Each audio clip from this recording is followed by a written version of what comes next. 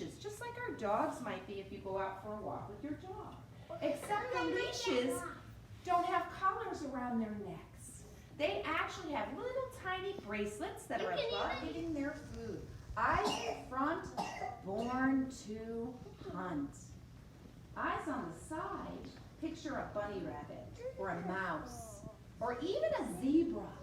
Eyes on the side, run and hide. Eyes on the side is usually a prey animal, meaning, again, we're from a place called Hope. We're wildlife rehabilitators, and we take care of these birds when they come in injured or in trouble or sick. And our goal is to send them back to freedom when they feel all better. Now, everybody doesn't get to go back to freedom, unfortunately, because sometimes they are injured in ways that we can't fix. Say hello to your cousin Hootie over there. Hi, Hootie. This is an eastern screech owl, and it's not a baby. This is full grown. It might even be older than some of you. This is as big as they get. Yeah. Now I'm going to show you how far an owl can actually turn its head. This is not Hootie, but this is one of Hootie's cousins too. Okay. This little guy here is going to show you how far an owl can actually turn its head. Because birds do not understand that something solid is there. So if we put up gel sticks, this happens to be snowmen, to go with your snowflakes over there. If we put things up in the windows, the birds see something is there and they avoid the window. But if the window has nothing, a spooky horse whinny with that trill.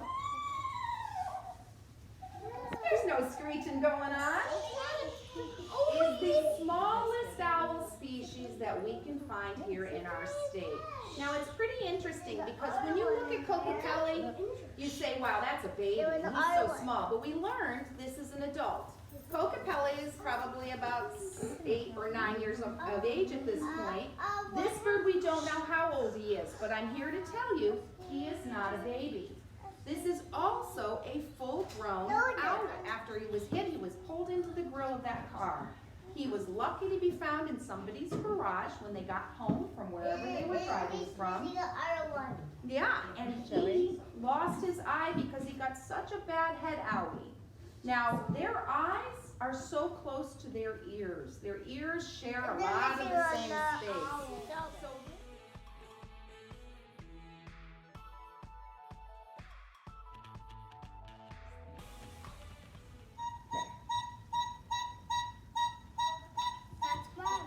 Sounds a little bit like a truck backing up, doesn't it?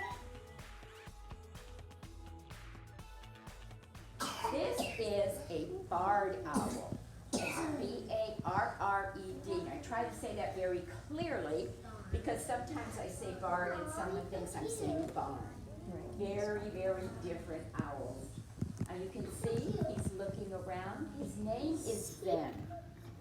Zen is a very quiet, peaceful, laid-back owl.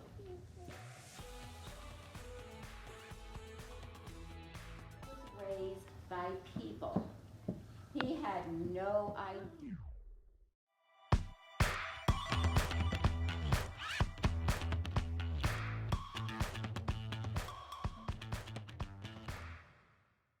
Okay, that's the great horned owl. He's a hooter. He hoots. This owl is different. It says, who cooks for you? Who cooks for you all? Are you ready?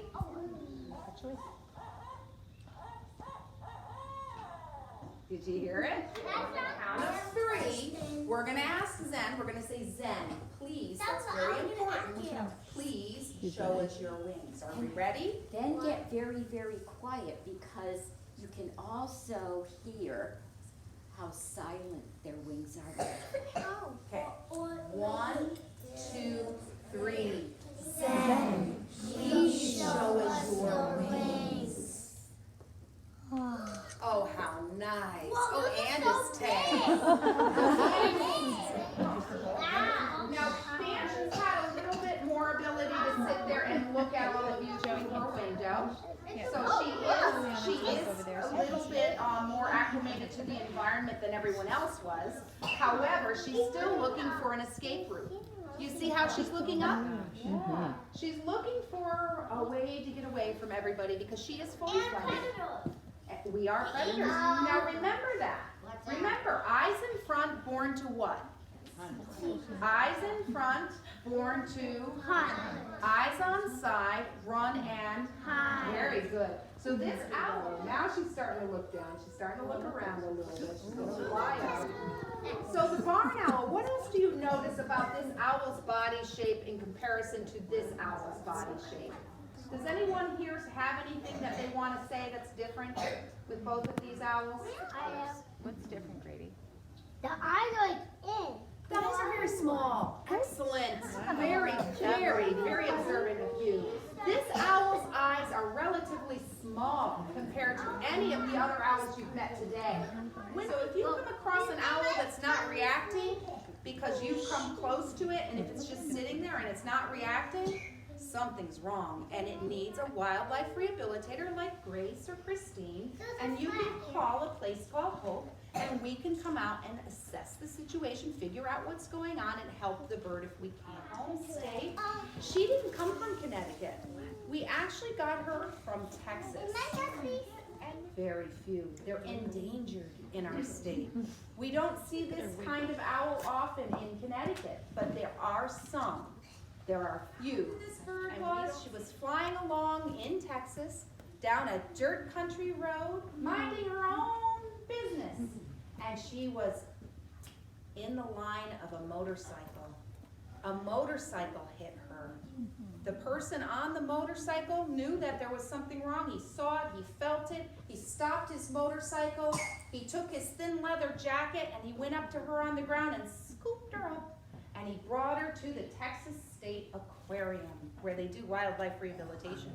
So she was taken care of there. She was rehabilitated there, and what they found was that in the end, she is blind and deaf on her right side.